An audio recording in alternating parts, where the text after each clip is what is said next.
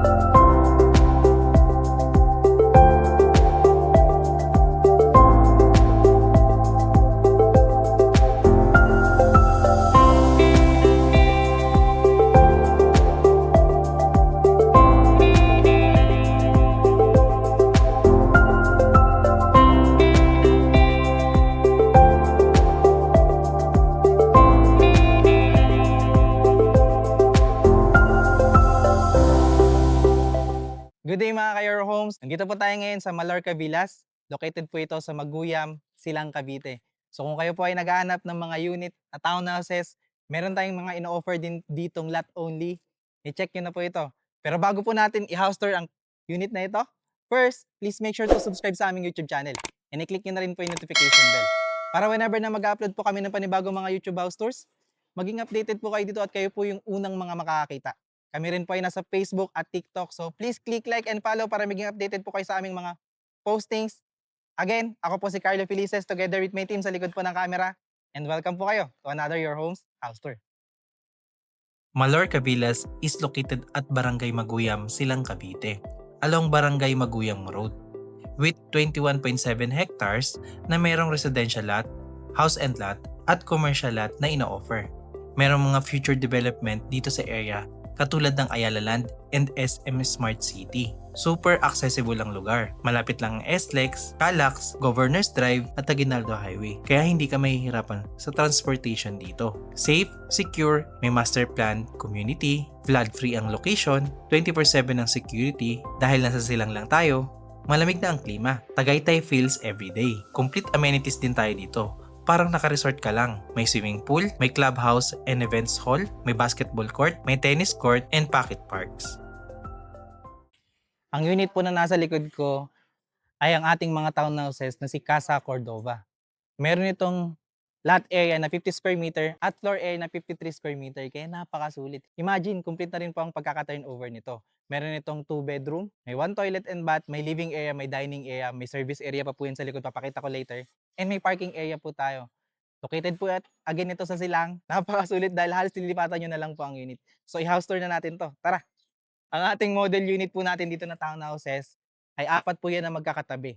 So, ang pagkaka-design po ng kanilang mga unit dito ay Mediterranean design, kaya po napaka-modern na rin yan. Sa mga lot only po natin, kailangan po medyo pasok kayo dun sa design nila bago po siya ma-approve. So, para at least maganda po siyang tignan yung subdivision po natin. So, as you can see, after po ng 4 na unit, meron po siyang space and then 4 ulit na unit. So, ganyan po yung pagkaka-design dito po sa Mallorca Villas. Iba't ibang unit po yan. So, meron po tayong unit dito, parang mumukha siyang end unit. Mamaya explain ko po yun sa inyo later. Pero, i-house tour na natin itong pinaka-unit po natin na 50 square meter. So, dito, ito po yung kanilang space sa parking. Kasama na po dito yung fences po nila no, sa ating kapitbahay. At ito po. So, technically, kung magpapagawa po kayo ng parking area, palagyan nyo na lang po yan ng gate dito, okay na po yan. And then, mapapansin nyo po, okay din po yung ganyang space. Yun nga lang po kapag meron po kayong malaking sasakyan, I suggest po sa inyo makapili po tayo ng medyo mas malaki po na lot area para magkasya po siya. Pero dito po sa space na to, kasya po dito ang sedan. At kung meron po kayong SUV or crossover na pasok po dito. So ngayon, ito po yung pagkakadesign natin. Ang cute niya po tignan, no? At sulit po ito dahil sa presyo po nito na around 3.5 million lang, located pa sa Silang, Cavite. So, pasukin po natin ang bahay, tara. So dito, pagpasok natin bubungad sa atin ang space natin, sinasabi po natin complete. Kaya po napakasulit ng unit na 'to, pero bago po natin palagpasin yung pintuan po nila, metal flush door na rin po siya kaya napakatibay, ano, bakal na bakal po 'yan. Ganto-ganto yung pagkaka-turnover at medyo mas malaki siya ng kaunti sa standard. So ngayon, mapapansin po natin na naka-tiles po ang floor, fully painted ang walls, at tsaka yung ceiling po natin. And dito po, mapapansin niyo ito na po yung space natin para sa ating living area. 42 square meter, solid na rin po 'yan. Pasok po 'yan sa spaces natin na kailangan natin sa pang-araw-araw, lalo sa pamilya po natin. So dito po, eto rin, oh, maganda na rin po yung kanyang bintana, dito sa harapan. And dito po mamaya yung hagdan dito naman po siya. Pero mapapansin din po natin na medyo high ceiling na po siya. So dito naman po sa side na 'to, ito po yung ating space para sa ating dining area. And kasya po dito kahit 4-seater na dining table. Ito po yung turnover na rin natin ng kitchen. Naka-tiles na po siya, may cabinet po siya dito, stainless na rin po yung sink. Ganito niya rin po. Dito po located yung circuit breaker po nila. Ayan. Modern na rin po yan. At isa po sa talagang, ako po personally, hinahanap ko sa isang bahay, yung bintana sa kusina. Kasi kapag ako naghuhugas, kapag mga gusto ko natural na ito po ang kagandahan nito. Katabi po nito is yung access natin. Metal flush door pa rin po, no, sa ating service area. Which is meron pa po ditong 2 meters na setback, no? Pwede pa natin 'yang gamitin hanggang dito po yung ating unit. Yan. So ito po, naka-tiles na rin po yung ating countertop dito po sa dirty kitchen natin at ganito-ganito na rin yung pagkaka-design sa likod ng bahay. Sulit 'no? Anyway, dito naman po yung ating space para sa ating toilet and bath po. Ayan, kung mapapansin niyo dito sa ating toilet and bath, hindi siya gano'n kalaki yung space, pero complete na po yung pagkaka-turnover niya, no? May lavatory, may toilet, may soap holder, may toilet paper holder, may shower po na kasama 'to sa turnover. Kapansin-pansin din po na kahit gano'n yung space niya, usable na usable po siya. So dito, high ceiling na rin po siya. May ventilation din siya dito sa likod. Ayan, pakita niyo na lang yung later sa video. Wag po muna bubuksan. Sabi. But anyway, PVC plastic door na rin po ang ating pintuan kaya matibay na po 'yan. Ngayon po, nakita natin ang kanilang ground floor. I-check natin ang second floor. Dito, pag-akyat po natin, nakikita natin na meron tayong mga planks na diyan. Excited na akong tignan 'to, Tignan natin, tara. So pag-akyat po natin, ang ganda na rin po ng pagpasok natin dito sa hagdanan. Parang Donya yung parang Donyang-Donya yung dating 'no. Anyway, ito po ang kanilang, turnover ng hagdan, naka-planks po 'yan, wood po ito, and ayun po pating hand railing napaka-classic. Pero yung spaces na kailangan natin sa pag-akyat ng mga gamit, kasyang-kasya naman po. Pag-akyat po natin, bubungad po sa atin yung space natin na 2 bedroom kasi kasama na po dito yung partition at kung mapapansin niyo dahil complete po ang turnover nito, naka-vinyl na rin po siya. So ito po yung first bedroom po nila, naka-vinyl, fully painted ang walls at yung ating kisame, okey, kasama na po 'yan. Ganda po nito, ang dami pang bintana dito po sa side palikod ng unit. Isa pang maganda rito, kasama na po ang kanilang cabinet sa turnover natin. So, yan na po yung mga less na ipapagawa po natin. Tara po, tignan niyo. Yan, cabinet. Ngayon, ito po yung kanilang first bedroom. Bago ko pa makalimutan, kumpleto po yung saksakan natin diyan at kung kayo pa yung magkakabit ng aircon, naka-ready na rin po ito. So, hindi na po kayo magtitibag. So, if ever man po na kayo ay mag-window type, dali na lang po maglagay ng mga window type na aircon. Kung gusto niyo pong magpalagay ng split type na aircon naman, tanggalin niyo lang po 'to, papatungan na lang natin siya. May naka-ready na rin po mga saksakan diyan, and then ang ganda pa rin po ng kanilang pintuan dito. Grabe 'no. Ito po yung isa sa unit na napuntahan ko na kahit po minimal yung, ginawa nila muna sa bahay, sulit kasi po yung mga materials na ginamit, maayos, tsaka yung pagkakagawa. Anyway, tignan na po natin dito ito kasi may maliit tayong hallway, and then dito na po bubungad sa atin yung ating master's bedroom. Dito po sa master's bedroom po natin, meron po tayong vinyl na rin diyan, fully painted again ng walls at tsaka yung ceiling. Okay po yung space kahit meron po kayong malaking kama dito, kasyang-kasya po dito. So ngayon, ang advantage po nito again kasama po yung cabinet, meron na po kayong built-in cabinet dito po sa inyong unit.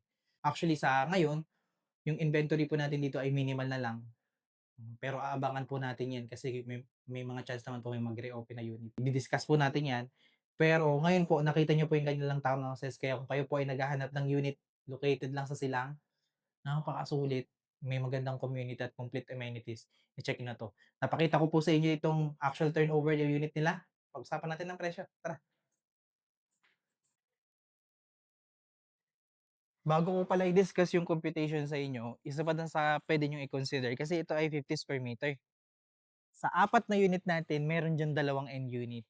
Puwede niyo yun i-consider kung gusto niyo po ng medyo mas malaking flat area. Because 50 square meter ang difference niyang 75 square meter, 100K lang. Check niyo 'to. So hindi natin papasukin, dito lang naman, kapag po kasi ang inner unit natin ay ganito, 'pag end unit po kasi natin 75 square meter meron pa kayong space dito sa gilid. Kung mapapansin niyo may bintana rin tayo diyan. Siyempre meron kayong extra dito na space, mas malaki-laki po ang lote niyo. So, kung meron po kayong, sa inquiry niyo po, i-che-check po natin 'yan kung may available tayo. Kung may available, I suggest ito yung kunin niyo kasi mas malaki-laki. 100K lang naman yung difference. Pag-usapan na natin ang presyo, tara. So magkano nga ba ang computation ng ating mga unit dito? Si Casa Cordova po natin ng mga townhouses. Sa ating typical unit na meron pong lot area na 50 square meter at floor area na 53 square meter. Ang ating total contract price ay nag-i-start po sa 3,500,000. Ang difference lang nito sa end unit nila, 3,599,000. So i-consider niyo rin po 'yan. Ipapakita ko na lang po yung computation niyan sa screen. Pero sa inner unit po natin, 10% lang po ang ating down payment which is 350,000. Meron po tayong reservation fee dito na 50,000 at meron po tayong net down payment na 300,000 lamang. For 6 months dahil RF po yung mga natira nating unit, if ever po na, pre-selling yung makuha natin or magkaroon po ng pre-selling, puwede naman natin 'yan, bibigyan ko na lang kayo ng updated computation diyan. Pero as of now, sa ating mga RFO units, kasi po itong unit na nasa likod ko, yung hinahouse store natin, available po yan. Meron pa tayo dahil sa kabila. Pero, yung computation po nito, yung down payment niya for 6 months lang as of now. Loanable amount kay bank na 3,150,000. So ang ating monthly amortization dito, estimated po kay bank, depende po kasi yan kung saang bank po tayo ma-approve, is 26,000 more or less. And at the same time po, meron po tayong required income dito na mag-a-average siya ng 80,000 more or less din po 'yan. So, if ever po na hindi kayo pasok sa required income, puwede naman po akong co-borrower diyan. Kay bank nga lang po first degree tayo. Pag-usapan po natin 'yan sa mga inquiry po ninyo. So, kung meron po kayong further questions regarding this project at gusto niyo po magpa-free tripping sa amin, you can contact us sa number po na makikita niyo sa screen. The same time po, again, townhouses yung in-offer natin ngayon. Meron tayong ibang mga model unit na bubuksan diyan in the future, pero as of now, ito po yung mga open nila. At the same time, yung mga lot only po natin na 3 million lamang meron ka ng lot only dito po sa Silang Cavite. Magbibigay po kami ng aerial shot para makita niyo pa yung progress ng project natin na ito. Sa ating residential lots, meron tayong minimum cut na 100 square meter. Ito po ay per property. Ang ating total contract price po dito ay 3,350,000. Meron tayong 5% ng down payment which is 167,500 at meron tayong reservation fee dito na 25,000. Ang ating net down payment po dito ay magiging 142,500 pesos. Payable to in 30 days. Ang ating miscellaneous fee ay 217,750 pesos. In-house po natin, pwede po itong bayaran ng 5 years na zero interest.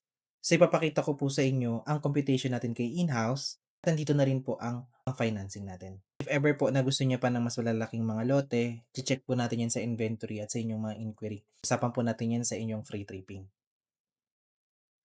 So, gusto ko lang din po ipakita sa inyo yung pagkakagawa ng mga unit natin dito sa project na ito ay conventional. Meron po silang mga poste at hollow blocks po tayo kaya sure po na matibay ang ating unit. So, ayan po yung mga isang kino-consider natin sa unit na bibili natin kung ito po ba ay subok at matibay. Kaya if you're looking for a property located Silang Cavite, may na-offer na lot only at meron ding mga townhouses. Perfect na perfect pa sa family mo dahil complete ang turnover, complete ang spaces na kailangan mo sa pang-araw-araw. I-check nyo na po ito.